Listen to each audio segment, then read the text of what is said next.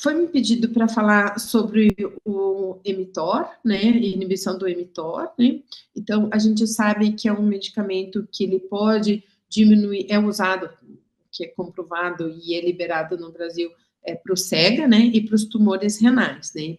Então, com isso, os pacientes com essas duas condições começaram a usar e foi visto que eles começaram a diminuir o número de crises. E aí começou-se a estudar o cérebro dos pacientes que usaram os inibidores do mTOR.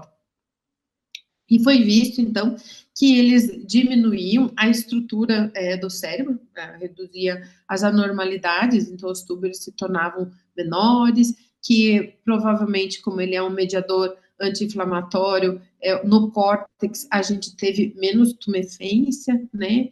E ele também foi visto através de estudos em ratos que ele pode ter uma alteração da plasticidade sináptica, né, e melhorando, aumentando, né, a mielinização neuronal.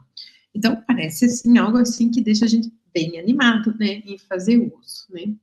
E aí, esse estudo aqui, que foi o primeiro estudo que foi bem controlado, mostrou pra gente, assim, sobre o número, né, de crises que esses pacientes tinham antes e depois com o uso dos antiepiléticos tradicionais e com o uso do everolimus, mostrando para nós, assim, que comparando com o placebo, numa dose, assim, de 9 a 15 nanogramas por ml, teve uma resposta mais efetiva, diminuindo o número de antiepiléticos que os pacientes usavam antes, mas eu queria falar sobre os tipos de crise, né, porque, assim, quando a gente está falando de epilepsia, a gente, de acordo com o tipo de crise, a gente escolhe um antiepilético, mais ou menos um antibiótico para um tipo de infecção, mais ou menos isso, né? Ou um tempero para cada tipo de carne, ou para cada preparo que você faz, né?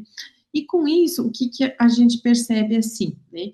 Que o controle, ele parece ser sido maior quando a gente tem as crises que a gente chama de não motora, né? Então, não, a gente tem as motoras com os movimentos, né? Mas aquelas focais não motoras. A gente mostrou, eles mostraram aproximadamente 46% de melhora, né?